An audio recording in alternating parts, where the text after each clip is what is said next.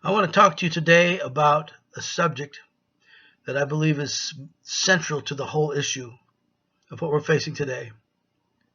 It is the authoritarian personality. You meet these people online. There are two faces. It's like a coin.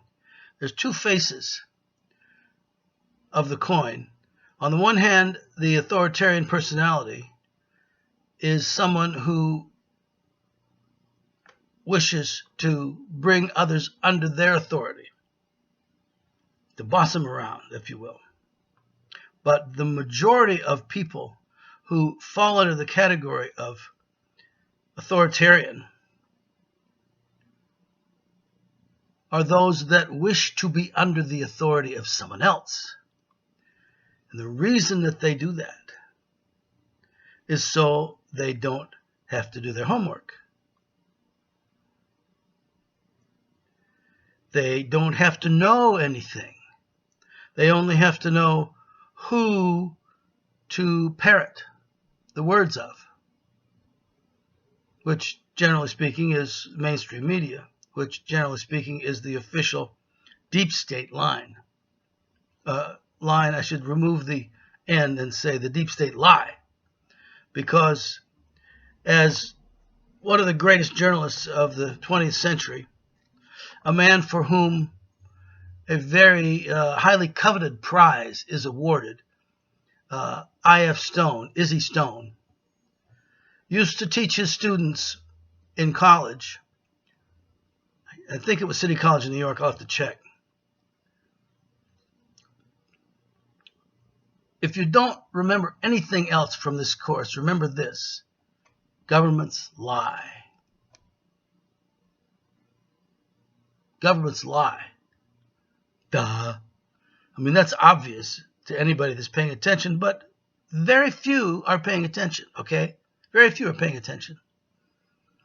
Now, an authoritarian will come at an activist by saying, you're a conspiracy theorist, you are wrong, you're stupid, you have psychological problems. They'll analyze your psychology, but they have no evidence to confute what you've presented. They don't work with evidence. They work with authority. Know what I'm saying? The authoritarian personality does not need evidence. Therefore, they don't have to do their homework. They don't have to know anything. They only have to know you're a nutcase. You're a kook. You know what I'm saying? You run into those people all the time. They have nothing to offer except they're hiding in the skirts of the state. Mother State, cover me, hide me from all this homework. I hate homework. I don't want to know anything. It's so easy to learn now. It makes me embarrassed that I don't know anything, but I don't like knowing things. Because if you don't know anything, you can't be blamed. I didn't know. That's what. This is what the most prescient voice in the 20th century, probably George Orwell, whose real name was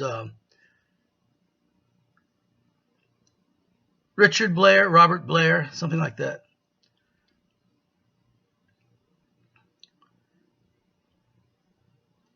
The three pillars of INGSOC, English socialism, which of course was the absolute opposite of socialism, but they called it socialism because they wanted to sell it.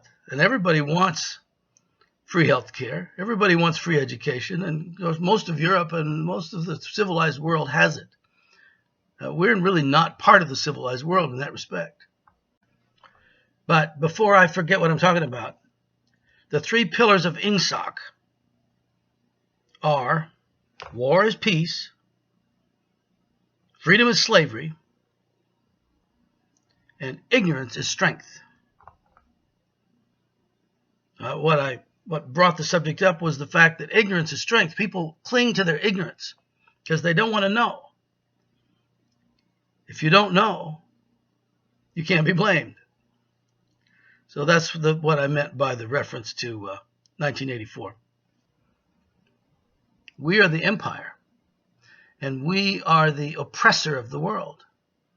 Now, you can throw rocks at me, but you can't argue with me because you don't have any facts that can conflict with that. We are, as Martin Luther King said in 1967, when we're no better now, probably worse. Well, Vietnam was bad, so maybe about the same. My third reason moves to an even deeper level of awareness, for it grows out of my experience in the ghettos of the North over the last 3 years, especially the last 3 summers. As I have walked among the desperate, rejected, and angry young men, I have told them that Molotov cocktails and rifles would not solve their problems. I have tried to offer them my deepest compassion while maintaining my conviction that social change comes most meaningfully through nonviolent action. But they asked, and rightly so, what about Vietnam? They asked if our own nation wasn't using massive doses of violence to solve its problems, to bring about the changes it wanted. Their questions hit home, and I knew that I could never again raise my voice against the violence of the oppressed in the ghettos without having first spoken clearly to the greatest purveyor of violence in the world today, my own government. For the sake of those boys, for the sake of this government, for the sake of the hundreds of thousands trembling under our violence, I cannot be silent. The greatest purveyor of violence in the world is the United States.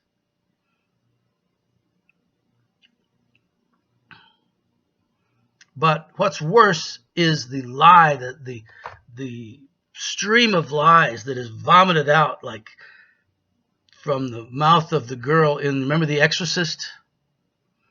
Those are the lies of empire vomiting out from this girl's mouth, possessed by the devil of neocon and neolib philosophy. Excuse me.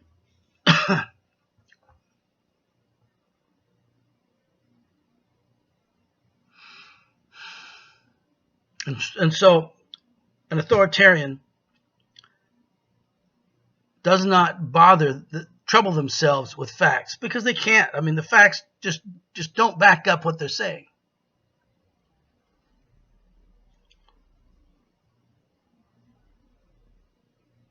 So keep that in mind when you confront a troll, that they don't have facts. Now, some of them have some facts, but watch out. Watch out and make sure, and hold them very hard to account to make sure those facts have to do with the subject, are accurate, are not disproportionately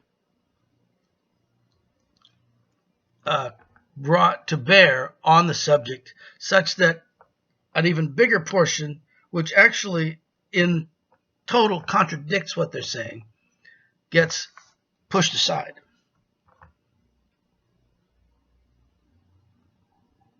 This is the darkest time I've ever seen. I'm 70 years old. This is the darkest time I've ever seen. Now, we know, it's not the first time governments have lied. And the thing they lie about the most is how to start the next war.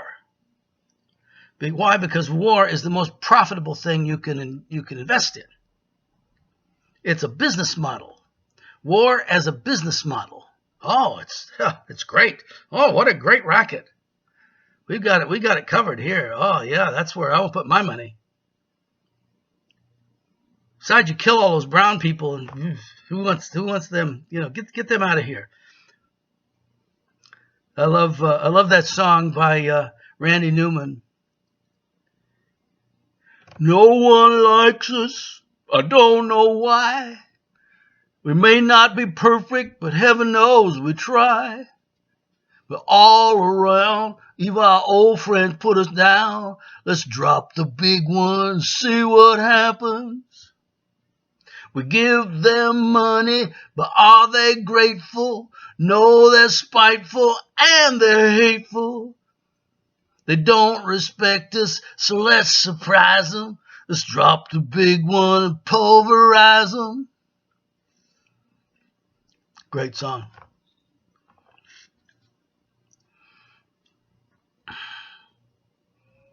Where are the people? Well, there's a lot of good people, but there's more. There's more mice in the world than cats. Is that true or not? There's more weeds than there are cultivated plants. So it shouldn't be a surprise. You know, Jesus said, narrow is the way and straight is the gate. Straight meaning constricted. S-T-R-A-I-T. And few there be that find it. But broad is the way that leads to destruction, and many there be that go in thereat. But we few, like Henry V says in the play by that name, we few, we happy few.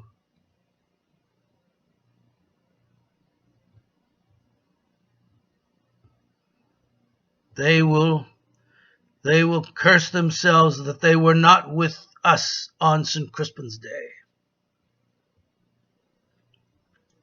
All right, well, I'm going to let you go, but keep that in mind. The troll depends on authority and not evidence. But we depend on evidence, and we reject authority because evidence is the only authority. Think of life as a Euclid geometric proof, something that you can really trust.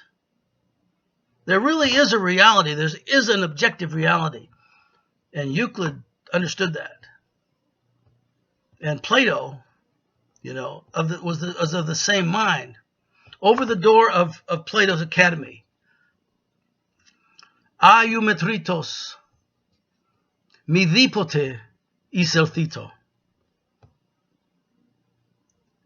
The ungeometric, that is to say, he that is ignorant of geometry, Aiumetritos, midipote, in no way, by no means, iselthito, let him enter. Because without geometry, you cannot have a grasp of reality. Geometry in the sense of evidentiary proof. So thank you for listening.